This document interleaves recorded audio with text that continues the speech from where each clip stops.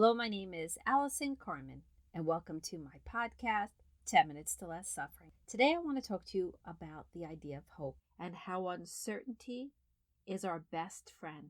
Because if we want our lives to change, it has to happen in the unknown. And I know this idea frightens some people because when they think about uncertainty, they think about life being bad, they think about chaos, they think about losing what they have. But I don't think that's a realistic view of uncertainty. I think that's a fearful view of uncertainty. And with all the things going on in the world today, with the pandemic and people losing jobs and people feeling so much upheaval in their lives, it is such a crucial time to deal with our relationship with uncertainty, because that is going to determine how we get through this pandemic. That's going to determine our stress and our worry. And that's also going to determine the opportunities and the possibilities that we create in our lives. And I think a lot of us were managing our lives very well because we believed that we created safety in our lives. We created certainty. We knew the job we were going to have. We felt settled in a relationship. We felt our kids were stable at school. And even though we had things happening in our lives, there was a routine that kind of made us feel safe. And now the routine is gone. But the truth is, life is no more uncertain today than it's always been. Life has always been uncertain. So a lot of us now are facing this relationship that we've had so much trouble with most of our lives. And I truly understand all the triggers that we are all feeling.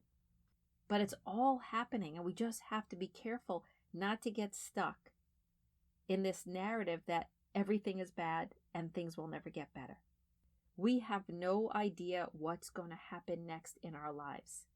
And that's a great thing, because that means everything will change. I know it's hard watching the news, and there's nothing wrong with feeling how you feel. I have had days of sadness. I have had disappointment. I've had loneliness. I have felt it all.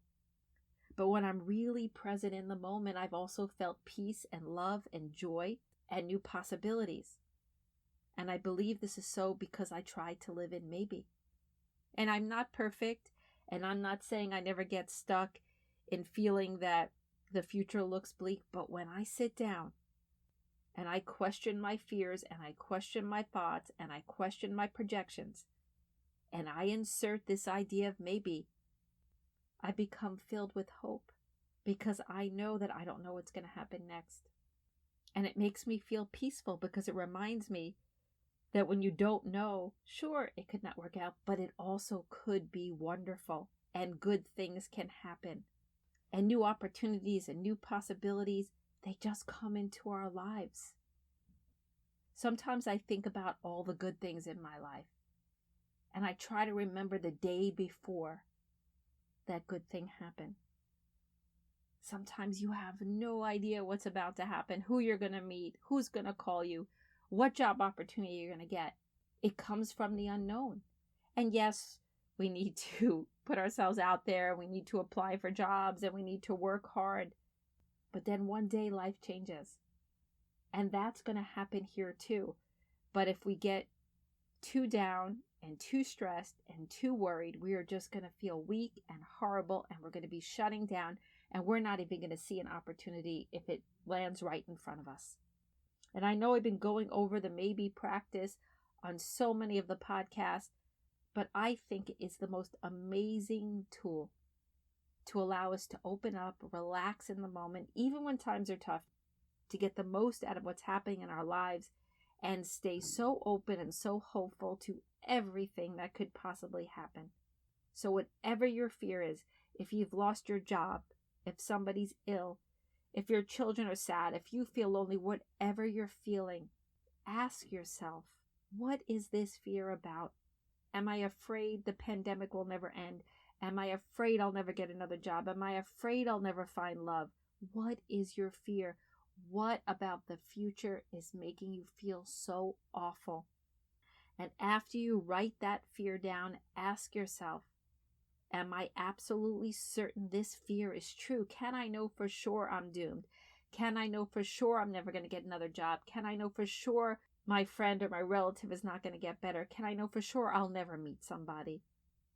And the beauty of asking that question is you cannot know for sure. You cannot know that you're doomed. You cannot know that whether things will be bad or good. And that's so wonderful, because in that moment you realize, hey, yes, this is a fear. Yes, this is a projection. But because I don't know, other things could happen too. And that's when you start focusing on the maybe. The most beautiful word in the English language. Maybe reminds us that there's more out there than our fear and our worry and our stress. And you start with very basic maybe statements. Maybe everything is still okay. I love that maybe statement, because when I'm looking at a situation and I feel that it's going wrong, or I feel I'm doomed, or I feel it's just awful, it allows me to go back to my center and feel the moment and remind myself that maybe I could handle what's going on. I didn't expect it. I didn't want it. It's not my preference, but maybe everything is still okay. It reminds me that I can get through this. And sometimes I use the maybe statement, maybe everything will be okay. So instead of projecting that things are going to be bad in the future, I remind myself, well, maybe there's something else that could happen, even if I can't imagine another possibility. Maybe reminds me that it exists. I don't need to know the details. I just need to know there's hope. See, that's what we forget. We don't need to know what's going to happen next in our lives. We just need to know that there are possibilities out there for healing and for new opportunities. Just knowing maybe everything could still be okay reminds us of that. Sometimes I love the maybe statement, maybe everything will get better. I love that statement. It makes me feel hopeful.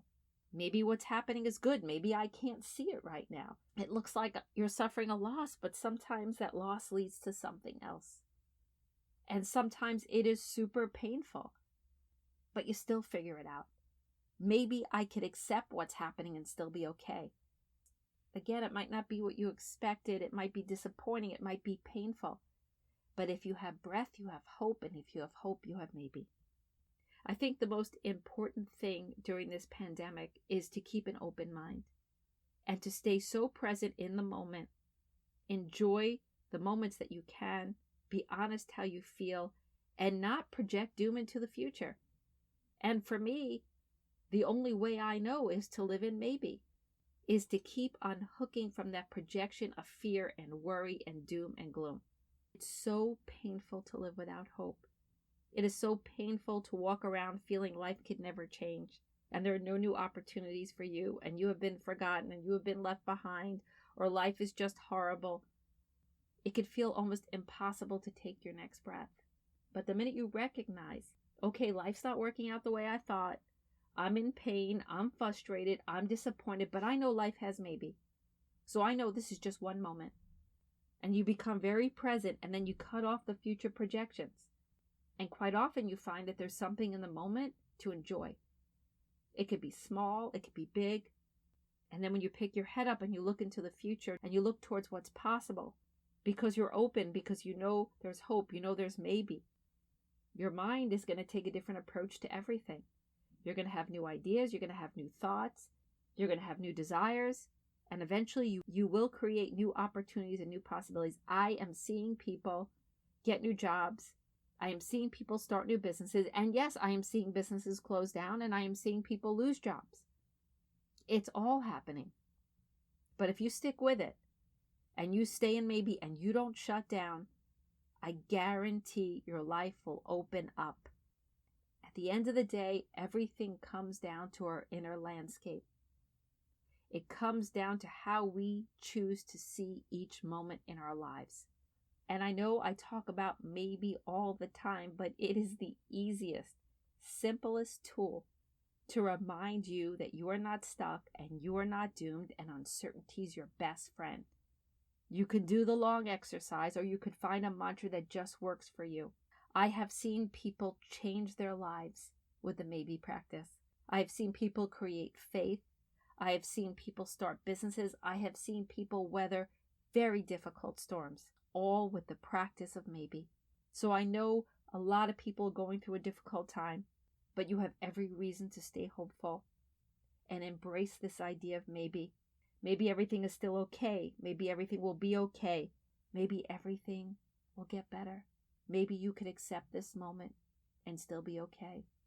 And if you're really adventurous, you might be able to embrace one of my favorite maybe statements. Maybe the best is yet to come.